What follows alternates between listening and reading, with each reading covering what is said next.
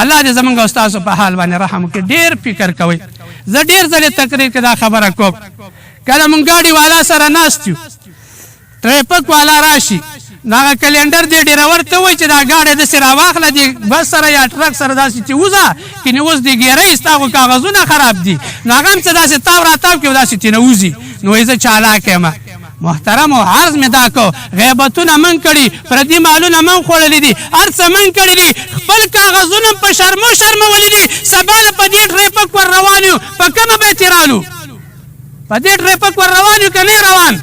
که هر یو چې زه نه ور روان، هغه دې لاس اوچت کړي، هغه دې کوي ګناهونه چې په دې قبر ټریفک نه ورځي. او چې دې قبر په ټریفک ورځي، یو طرف ته ورته منکر ولاړ ده، بل طرف ته نکیر ولاړ ده، ګروز ورسره ده چې دا د دنیا پیریانو انسانان را جمع کې اړولی نه شي، او د جهنم د اور نه راوړې ده، او درته چې راځه که نه دنیا نه دې څه راوړي دي. او داسې دې ټریفک والا درته ولا دا غیبتونه دې ولې راوړي، دا پردي مالونه دې ولې راوړي دي.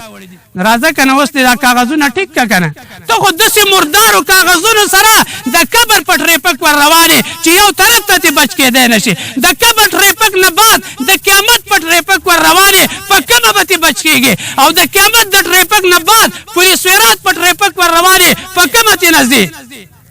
دا په زوره مونږ ځان ته سختو. الله دې زمونږ او ستاسو په حال باندې رحم وکړي. خو چې چا دغه کاغذونه خراب کړه او خرابو کاغذونو سره، خرابو عملونو سره دی دې قبر ته راغی، نو دا د قبر کنده ورته وایي من دخلني عاصیا اخرجته مسبورا. څوک چې ما ته داخل شي په داسې حال کې چې د الله او د الله د پیغمبر نافرمان او شریعت ته ګناهګار او اسلام ته ګناهګار او اسلام حکم یې نه ده منلی، ګناهګار ما ته راغی، اخرجته مسبورا.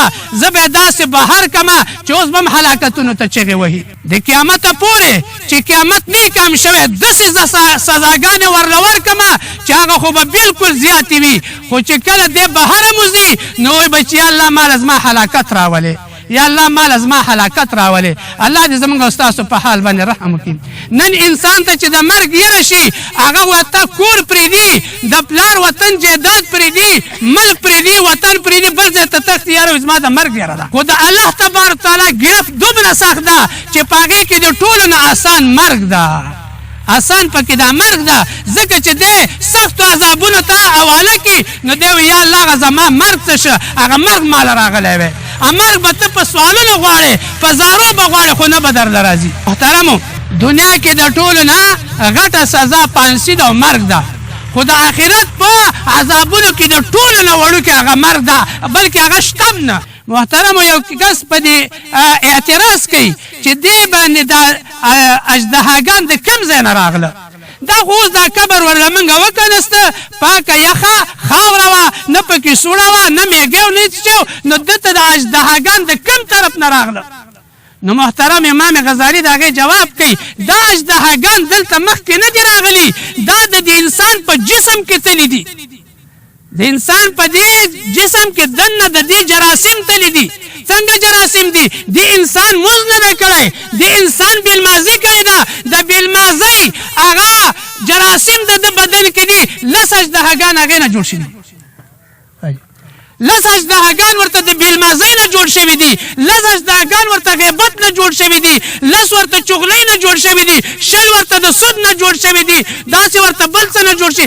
دغه ګناهونو سره دی تلی ده، دغه ګناهونو نه د توبه نه ده ویستلې، د دغه ګناهونو په توبې سره جراثیم د ده بدن نه نه دي تلي، دغه جراثیمو سره دته مرګ راغلی، دې جراثیمو سره د ګناهونو سره د ده ځنکدن شوی ده، دغه ګناهونو جراثیمو سره قبر ته لاړ، هغه جراثیم اوس په اژدهاګانو بدل شو، اوس به خود هم دی خوري. الله دې زموږ او ستاسو په حال باندې رحم وکړي.